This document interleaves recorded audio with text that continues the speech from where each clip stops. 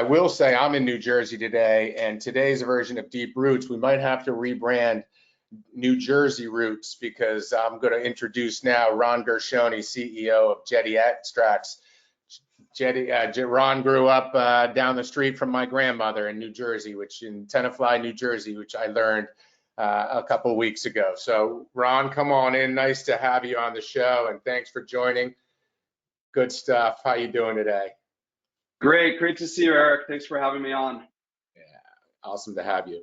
So look, anybody in cannabis that's been around for a while has heard of Jetty Extracts. Not everyone has met you, but you guys have been around for a while and slamming in this market for what, 10 years now, right? Or more, 2013, is that right? We're coming up on 11 years in October. So yeah, it's been in cannabis, that's quite a long time to have one business operating. Yeah, awesome. So for those that don't know Jetty Extracts, give us a little background on like why you started, when you started, and a little bit about the journey, and then we'll dive into some good stuff on expansion. Awesome. So my background, prior to getting into Jetty in 2013, I worked in New York City in real estate development and finance. And then I ended up moving to California and ran a natural deodorant brand where I learned quite a bit about sales and distribution and CPG. It was 2013, my father actually began smoking cannabis to help him with back pain, which kind of piqued my interest in a product that I had quite a lot of familiarity with, but more, but less so on the medical side. And I had some friends in San Diego who I knew were kind of in the grow side and the dispensary side, and connected with them to kind of understand where the market was, where kind of legalization might be headed. And I ended up selling some property that I owned, and we self-funded some equipment to begin doing extraction. And from the beginning, we felt like there would be a great opportunity to focus on product. And you know, walking into dispensaries in 2013, the market really looked a lot like the health food store market had looked in the 80s. Not a lot of branding, you know, a lot of big sort of jars where you could kind of scoop out your own weed, you could smell it. There were brownies and kind of just plastic wraps, but there was no real consistency. And just understanding that the market would move toward more of a CPG type environment was an opportunity to really focus and create a brand that looked like something we would want to buy and would feel good about buying. And that was sort of kind of how we started. And for years we were sort of self-funded and kind of a smaller player, growing from San Diego, moving around, bobbing and weaving. We went through some raids early on. I mean, it was really a chaotic time. It's easy to forget, you know, how recent all of the normalization has accelerated. So, and by the way, I commend you for highlighting brands on this podcast. I think that a lot of the attention in this industry moves towards kind of public companies and retail and cultivation focused businesses. But I've always believed that brands are really where you get closest to consumer, and that the biggest and most lasting companies in the space are going to be very brand focused. Yeah, indeed. So funny that like the very first question that popped up is perfect, because you named the company Jetty Extracts. So right out of the gate, you went into the extracts. You didn't start growing flower. You didn't start making gummies. Right out of the gate, your core product, and is still today, was the vape? Or did you start with something? Did you start with other extracts? Take us through the product in what was the product in 2013? So Jetty, by the way, was named after a surf jetty in San Diego where we all met. The business has moved now a number of times, but the extract side, again, we wanted to make products, right, and to make a packaged product that would end up resonating with consumers. So the extracts was kind of the way you would do it at that time. And we originally bought a CO2 extraction machine, which was sort of commonly used at that time. We've since moved through other types of extraction processes, but we launched with some concentrates, so jarred concentrates, dabbable concentrates, as well as vape. Vape really, there was a company called Open Vape that had just exploded right around that time. And my co-founder Nate owned a dispensary in San Diego and started seeing a lot of demand for vape products.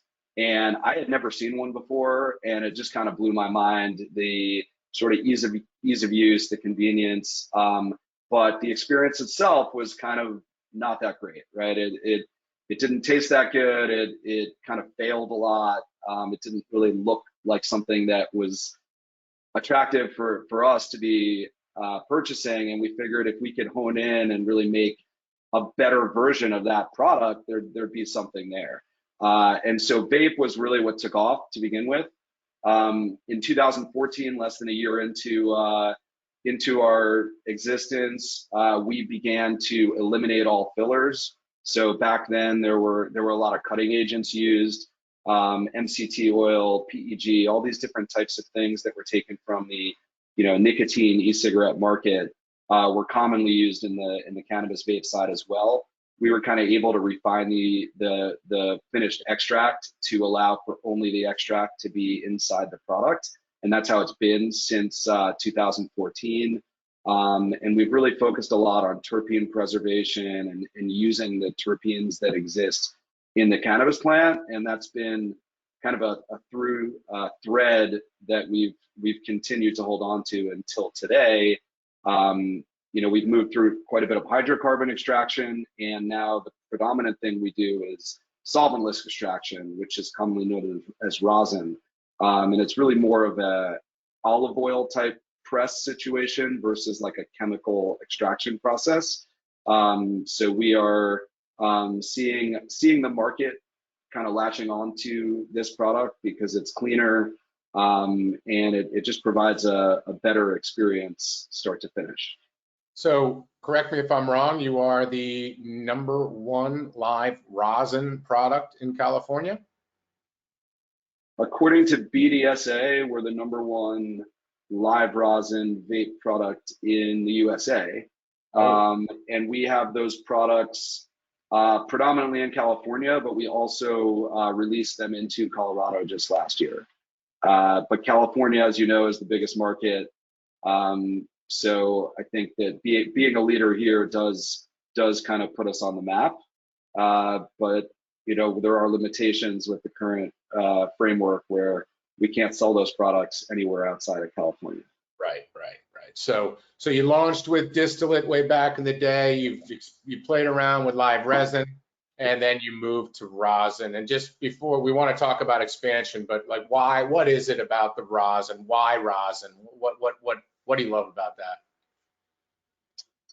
We started seeing rosin presses in 2015, and that's when we started experimenting, actually just doing presses on dried flower. And it was always interesting because again, there's no solvent used, and so you're not evaporating any sort of hydrocarbon out of the finished product, and it just seems like a cleaner product to put into your body. We started a cancer donation program in 2014 called the Shelter Project, where we give free cannabis oil to cancer patients. We've donated over $1 million to over 1,000 cancer patients in the state of California. And so just knowing that there's this population that is relying on these products, consuming these products, and they're also products I give to my family that I use. So we've always wanted to just move as much as we can toward the cleanest way of processing. And rosin just immediately seemed to be that. It's inherently inefficient compared to solvent-based extraction. The yields are lower, it's more manually intensive, so there's a higher cost to getting those products out. But what we've found is that we've kind of carved out a niche for us as a leader in that space, and there are consumers who care about that quality and what they're putting in into their bodies, and that demographic is growing. It does seem like it's, like you said, it's the cleanest. It's the closest thing that we get in this industry to certified organic, which we can't say, right? But you got a little not a workaround. How do you, like, this OCal thing that you had shared with me? What is OCal certification? So because cannabis is still federally Schedule 1 substance, which we'll see what happens. Obviously, we were hoping for an expedient rescheduling before the election, which we now know is not going to happen. Still hopeful that we get to Schedule 3 through this process and ultimately to a descheduling. But we can't use the term organic, given that it's that's a federal term. So what the state of California has done is they created a new certification that they call OCal, and that is a comparable to organic certification. So basically it mirrors the FDA organic standards as far as how you can grow the cannabis and how you process it. So for us as a processor, we need to utilize, as we said, we don't do cultivation, so we have to work with cultivators who grow organically, which means that they cannot use any sort of pesticides or chemicals that are not on an approved list. So what we've seen in kind of a lot of agriculture across all industries is, that the chemical companies often move faster than the regulators. But where the OCal and the organic side is kind of more protecting of consumers is that if there is a new chemical that is not banned by regulators or limited by regulators, it still cannot be used at all unless OCal reviews it and affirmatively approves that for use on the plant. And then you also cannot use a lot of different types of extraction processes on that material and maintain that OCal certification. So for example, you cannot use hydrocarbons, and you cannot use ethanol unless it's organic ethanol. So really, you need to find organically grown material, like input biomass, and then you need to extract it either with organic ethanol or the way we do it with a solventless process. And so what's in that finished product has been grown in a sun-grown biodynamic organic farm, and has only touched, from the time it's been harvested, it's frozen at the time when it's cut down, has only touched ice and water, and nothing's been added to it, and that's what you're getting in that finished cartridge. And right now, that is the absolute cleanest possible way to consume cannabis through a vape product. Fascinating. I think we'll one more question on this, because it does move into, this is really about CPG, right? And CPG, and we'll get into that. There's a lot of things that go into what is CPG, but I guess my question to you is, are California consumers now aware of what OCal is, the certification you have? How much education, explanation do you need to give?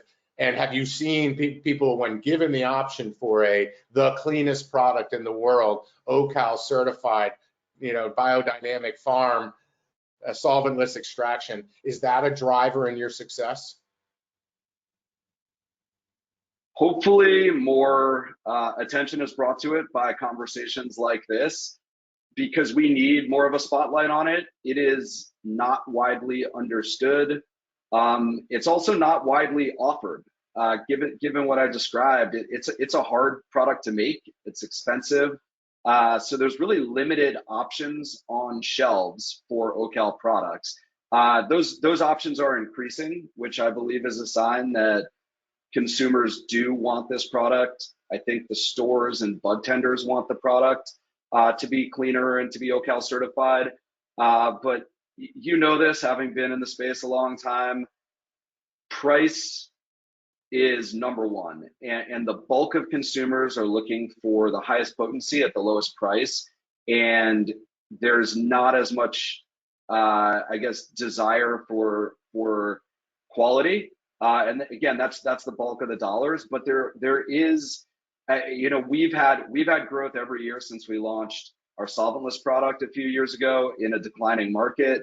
We launched the OCal just a year ago, and that's grown over the last year. So we're seeing that there are stores and there are consumers who find it and they love it and they want to stick with it. And also it's maintaining a premium price in a market where we just continue to see a race to the bottom. I've always believed that if you're just competing on price, you're not really a brand and you're not offering something that is sustainable and going to last. And we've seen that with a lot of companies that seem to be winning and then they just kind of disappear. So for us, we're able to maintain a higher price point. And I think that if you have an extra $5 in your pocket and you're in a store and you're gonna decide to buy an OCal product because it is healthier and it is cleaner and there's an independent third-party body that is verifying that that has been made to these higher standards. And I think that just like the organic products in the marketplace, the organic vegetables, they're still a fairly small percentage of what's sold in the US, but that's what I buy, and that's what I think certain people who care more about what they're putting in their bodies gravitate towards that, and we're seeing that demographic exists in the cannabis market. Yeah. It has a great flavor. It might not get you as high as a high potency distillate that gives me a headache, but I'll take the Jetty Extracts rosin over anything else anytime. So look, you're focused on California. You're starting to move into new markets, but California's been a roller coaster. But based on your success, along comes Canopy Growth. What happened? Like, how did this all come about? So, how long do we have? I think that Reader's Digest version. Reader's Digest. Yeah. There was a time maybe 3-4 years ago when I think California is really, really hard. This is a really hard market. Most companies here are not profitable. It makes it very hard to operate when all of your business partners are under pressure because cash is so constrained. And so I think everyone was talking to everyone. So there was a lot of M&A talk between brands, between retail operators, between public companies. Canopy is funded primarily by Constellation Brands, who owns Modelo and Corona. They really come from a brand house background. So they purchased Wana, which is one of the leading edibles brands in the country, and wanted a footprint in California. So Wana is in 20 states, but does not operate in California. So Canopy was here meeting with pretty much all the different California brands and operators. Jetty, we have very clean books. Despite being around for so long, we really don't have skeletons in the closet. We've been very focused on compliance for a long time. We've been testing our products since before it was required. And we were demonstrating growth in a declining market. And so when we met Canopy, I think they were impressed by what we had accomplished, are leaning in on sort of a premium price point and a focus on quality and consistency. They made us an offer to invest a substantial sum of money into the business that would allow us to expand. And as I mentioned, we really had never had much capital, and so that was very attractive to us to be able to get outside of California and try to experience maybe some other markets that could be slightly easier to operate in. And so we spent some time with them. I think they were, as I said, looking at a lot of different options. Vape is, we both agree, one of the most brandable areas in cannabis, and so it sort of fit within the strategy that they wanted, which was to build a true house of brands like what Constellation has, and really build that out across the US and ultimately expand that internationally as well. So timeline, I think you entered into that option relationship in May, I believe, of 2022. Is that correct? And in May Yes. of 2024, they exercised that option. In that period, 2022 to 2024, till they exercised, were you working with them on a day-to-day basis? Like, what was the relationship like, in those early days? We have a great relationship with Canopy. They don't have a operational team in California, so really not much changed for us in the state of California. We continue to run our business, and as I said, we've continued to show growth and launch new products in California, and things have gone fairly well. Where Canopy was really helpful was getting us a little bit closer to Wana and funding our expansion into new markets. So I've always been a big believer in focus. And so for years, we had investors and advisors saying, why aren't you going out of California? Why aren't you going into more product categories? Why aren't you opening a grow? Just the prevailing wisdom for many years was this is a growth market. You should be doing everything. And, everything looked shiny, but, we stayed focused on California and making great extract products. And that was all we did for the first 10 years. We didn't feel like we had the resources to expand outside of those things, but Canopy kind of helped us with that. So in 2023, we were able to expand into Colorado and New York. And then just this year, we expanded into New Jersey, which was really exciting for me. That's where I grew up. And my parents, my friends, my cousins now can all buy Jetty products legally where they live. So we've been able to expand into 3 additional markets.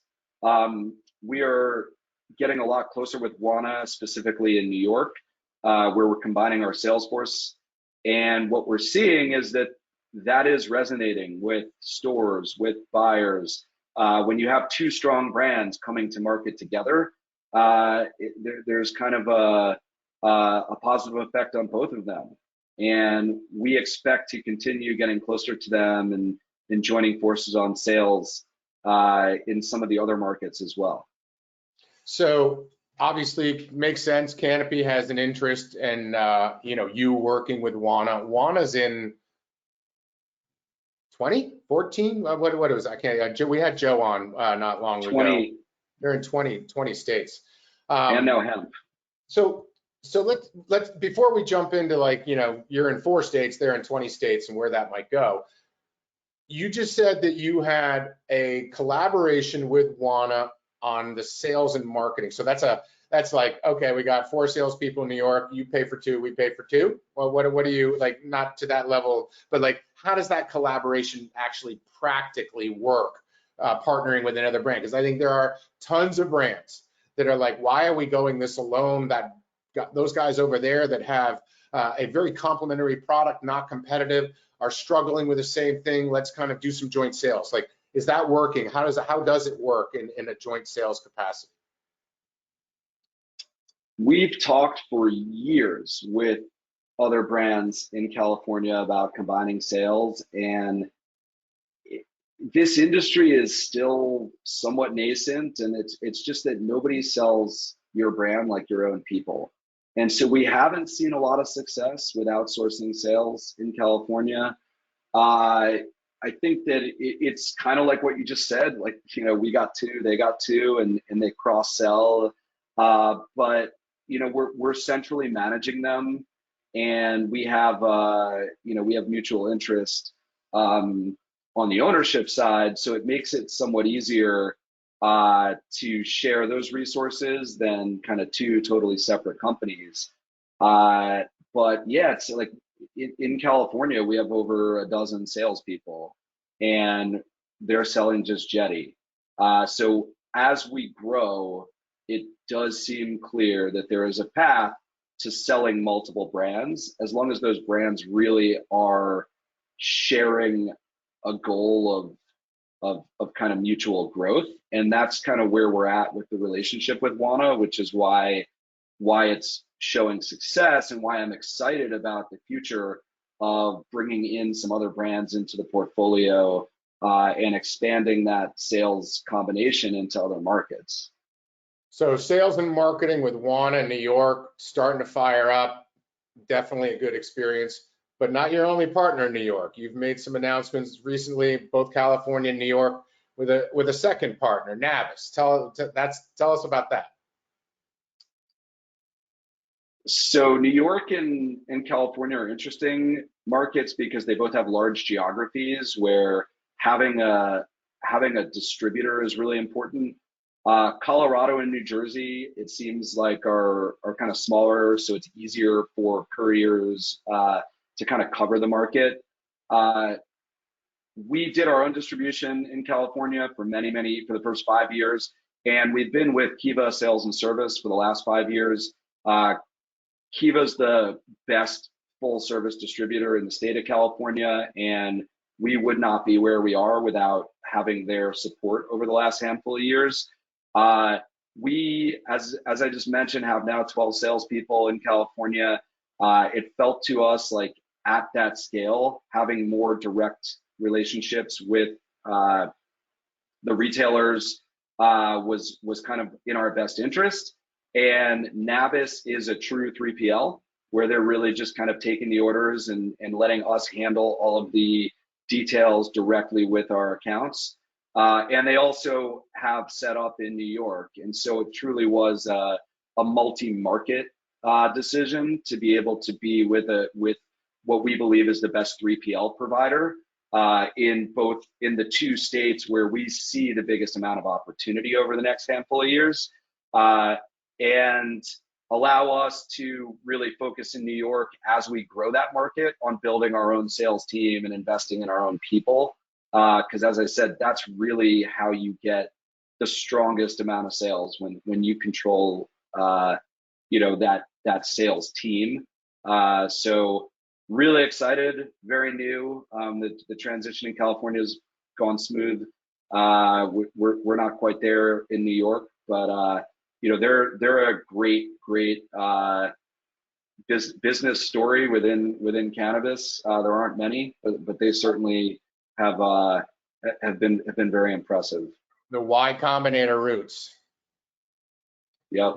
Be a tech company actually in cannabis. So, well, that's it. I think what I'm hearing, and we hear it all the time, like nimble. Nimble is like the word here, right? You've learned a lot, even within California. You did it yourself. You did it with KSS. You went back working with the Navis to deal with logistics. Now you're in New York. You're looking at that market and you're saying, yes, big role for Navis. It's a big state. Logistics is critical in that state.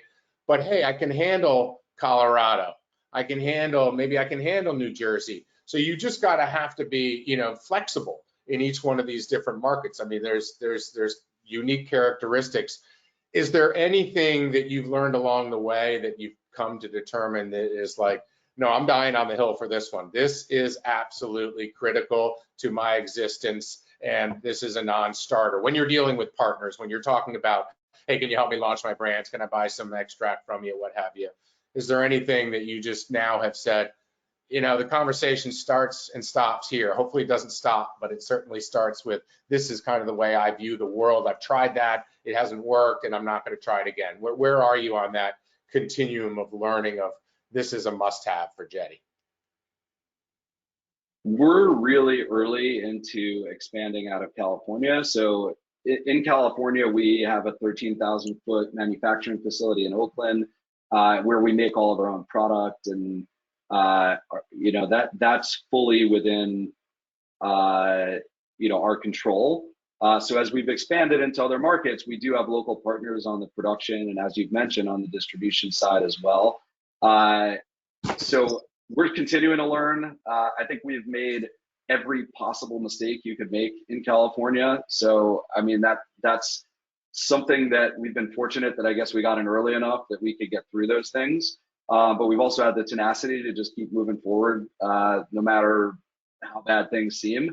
So I'll probably have a lot more learnings in the future. But right now, what I've seen, and this is a little bit different than I think some other companies even who've gone into other markets. For Jetty, for the vape market, we found that controlling or having our own salespeople is the most important thing when we go to market in kind of all 4 states. So that's kind of a, we're happy to have local partner support, but having our own sales team is kind of the most important thing to ensure that we're going to be successful.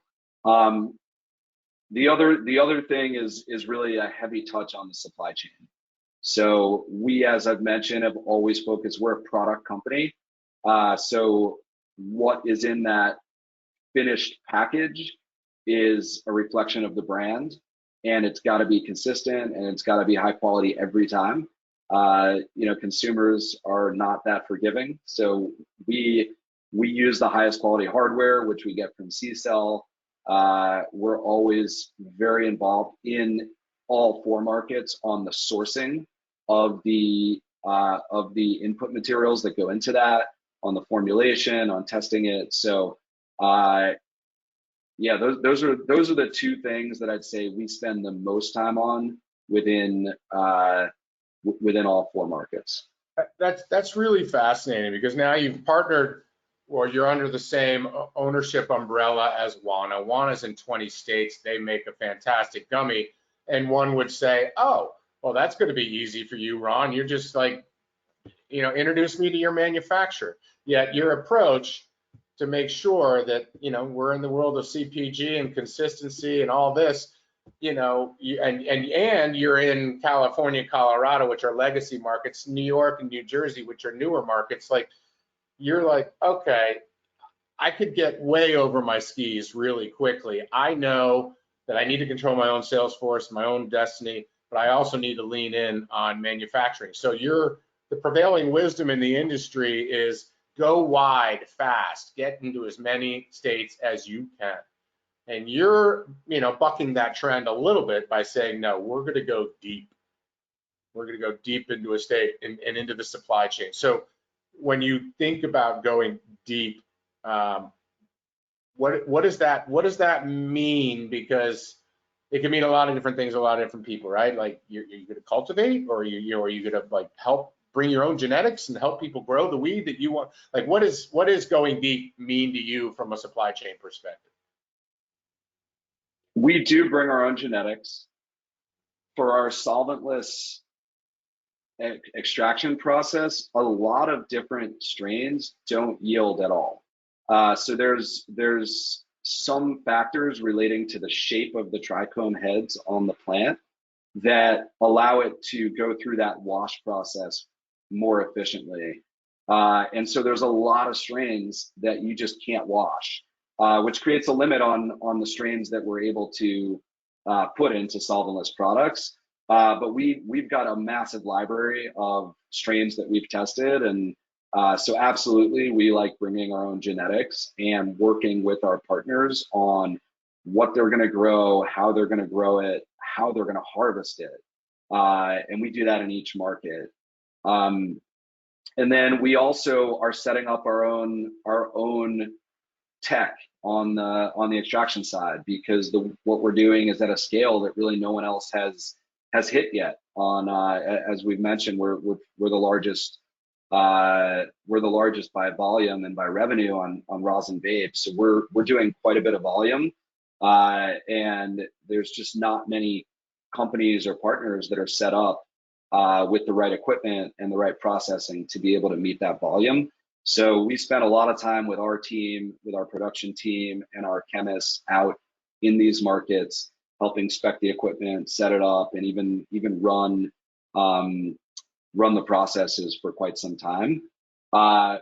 You mentioned the deep versus wide, like what that looks like from a product assortment, and sort of the prevailing wisdom.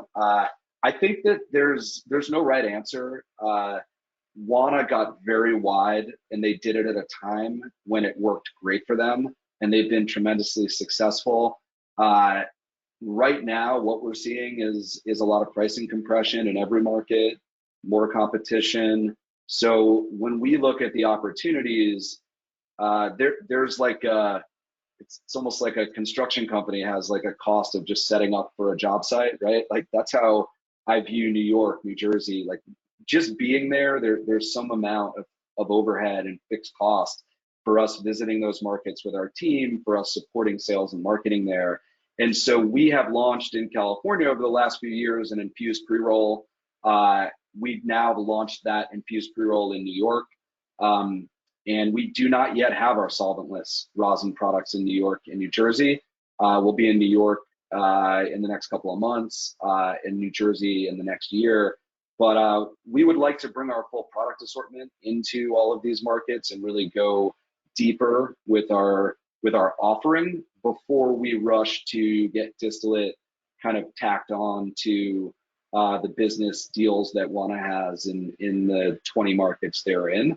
And you know, we're not in a super rush. I think that you know, there is some first mover advantage, but this is CPG, so you know, the best products can always come in and be successful. And for us, like one learning we've had in California is when you expand too quickly, you lose something where you're strong because your attention is focused elsewhere.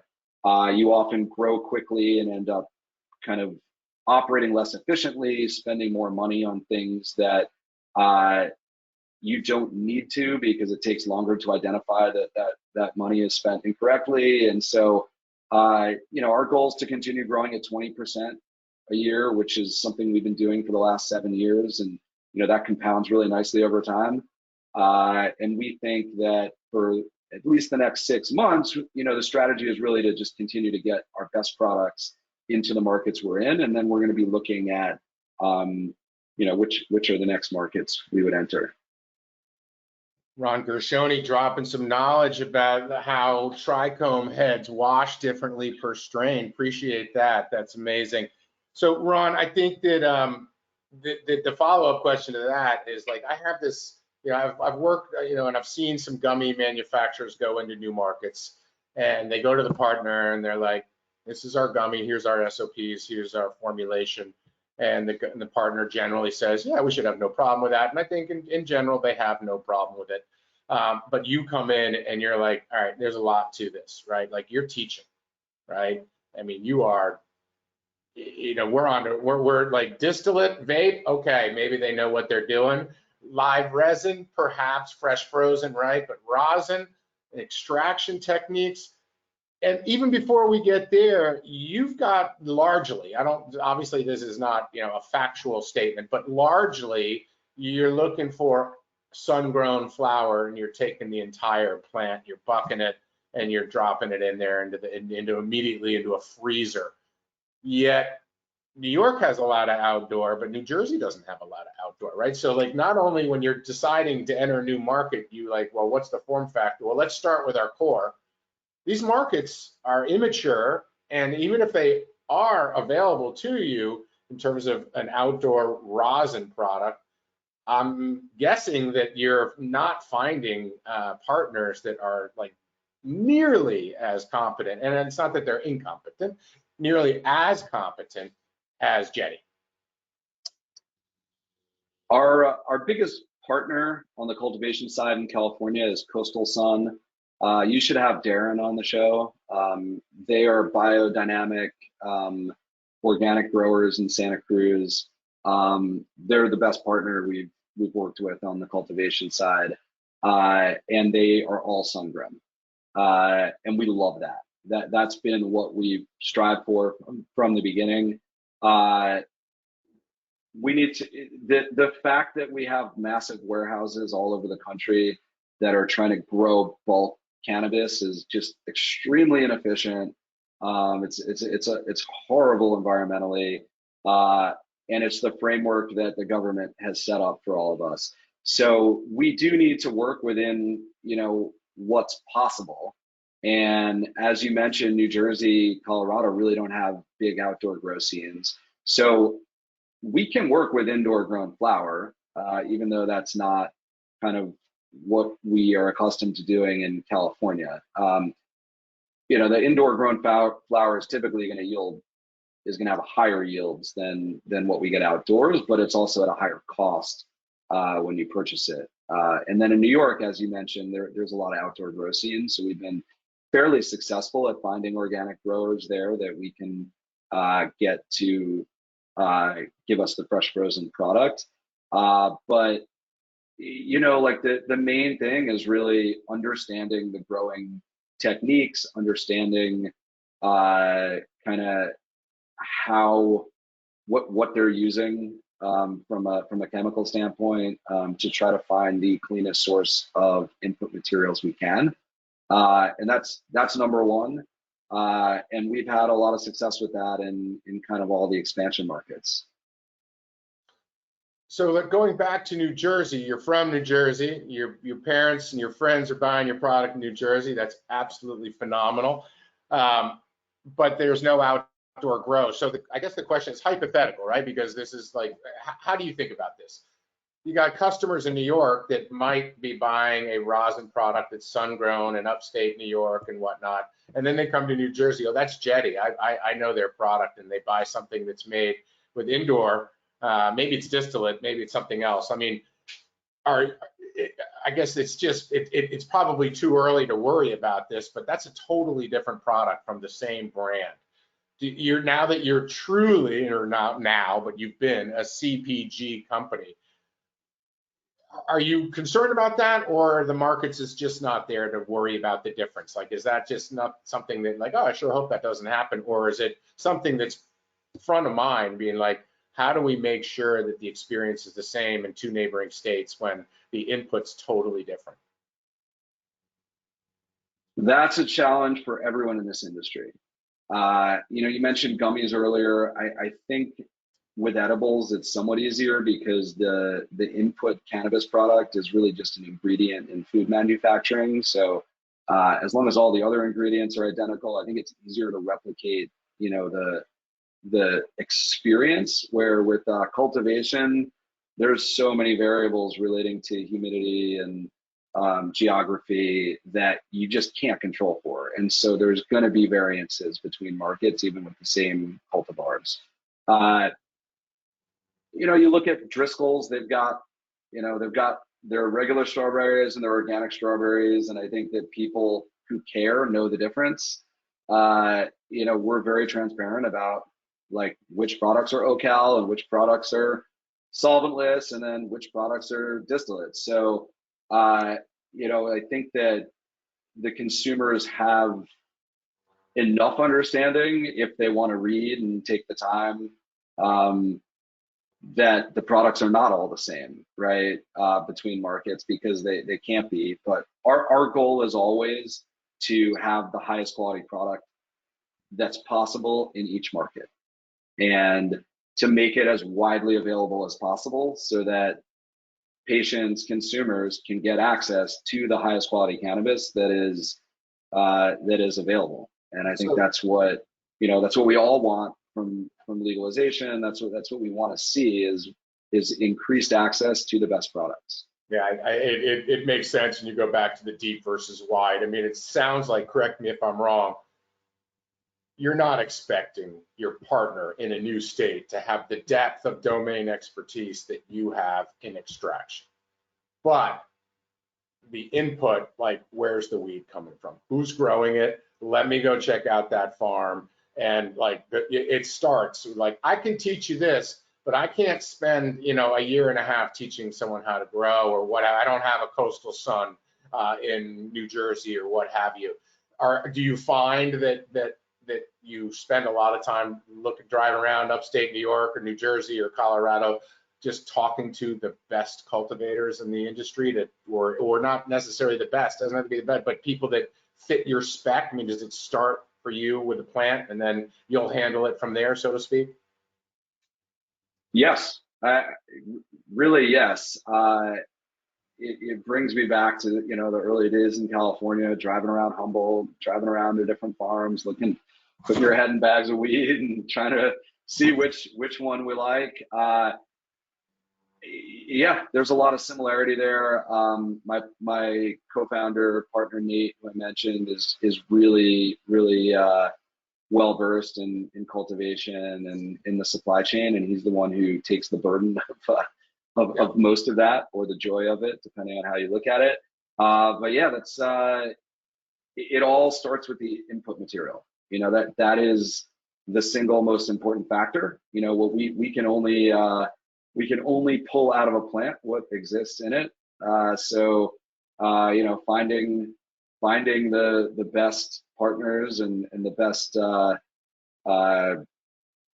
input product is a huge part of our experience. So let's come back to Canopy for a second. Canopy, cannabis company, acquired effectively by Constellation. Constellation is obviously one of the leading CPG companies in the world, right? They own beer, they own wine, they have a dominant footprint in the alcohol industry. And I could argue that, you know, they're amongst the top 3 in the world with CPG.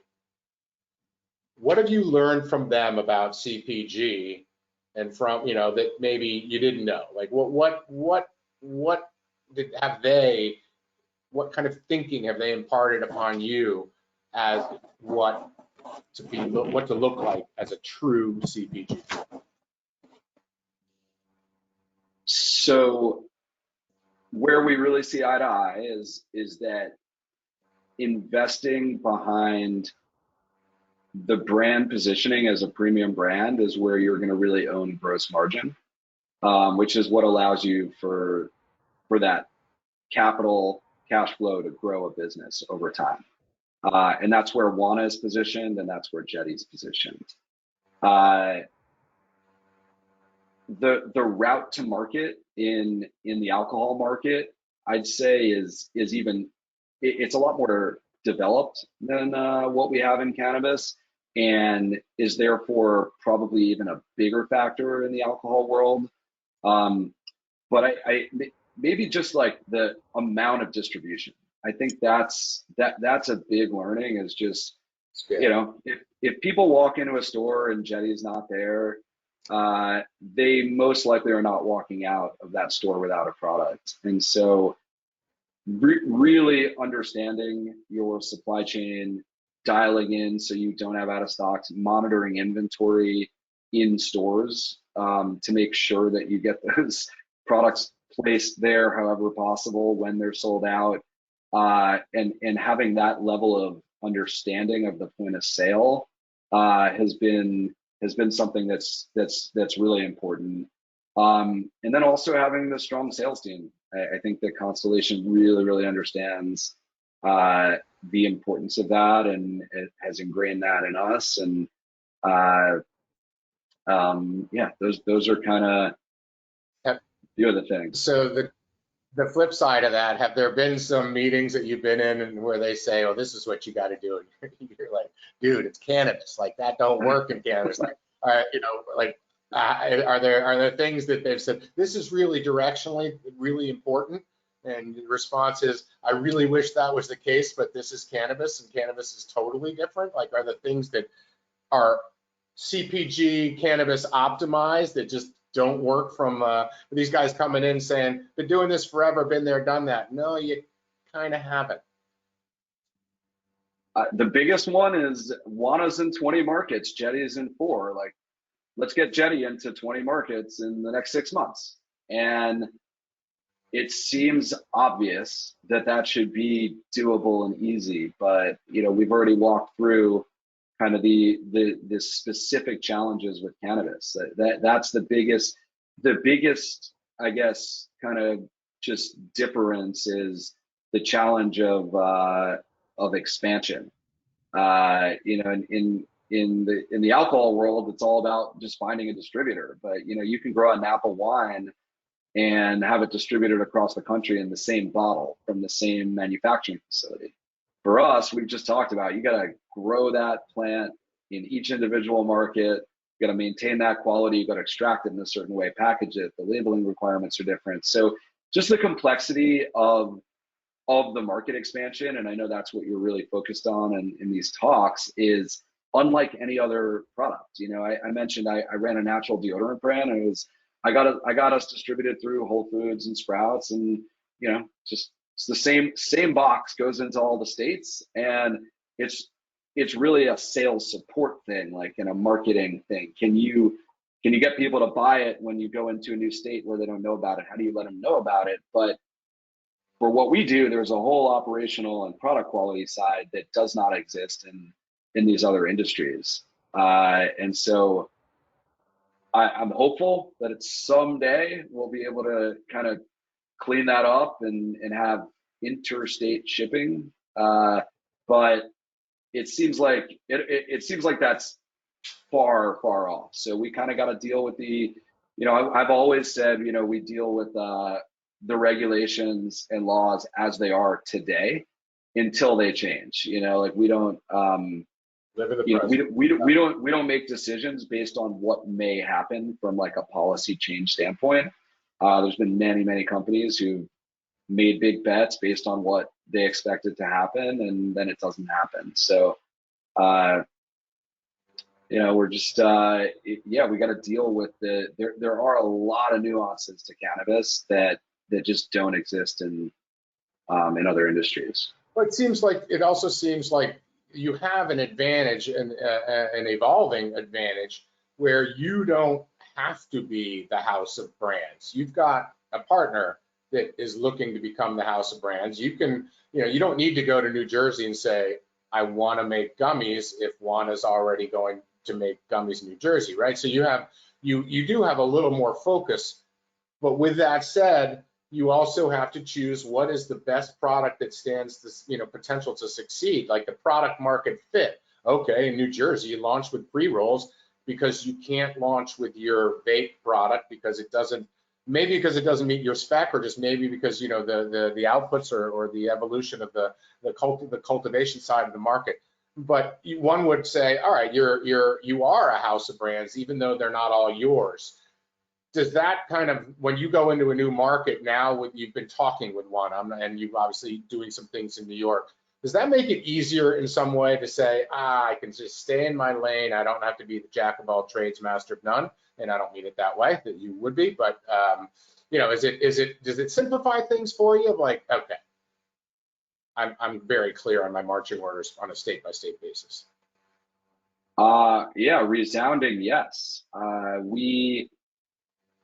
We've always wondered, do we need to go into all these other categories? Like, do we need to have every product under the same brand? Do we need to, merge with an edibles brand? But it's like, now we've got that. And what we have with Jetty and Wana are two authentic brands that are created by people who love product, that are not focused primarily on retail or cultivation. Like we're focused on that product making and experience side.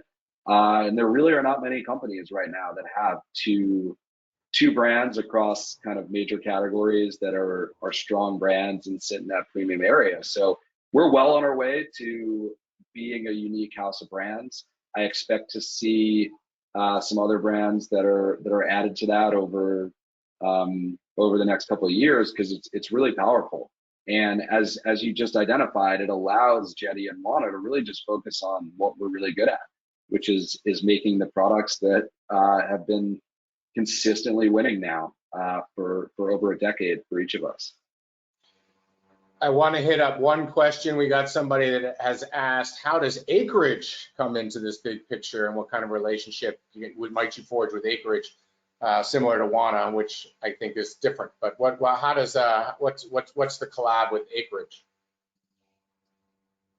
So Acreage, I'd say worked with slightly less than Wana, but I think that now that acquisition from Canopy is getting completed, we're starting to spend more time with them.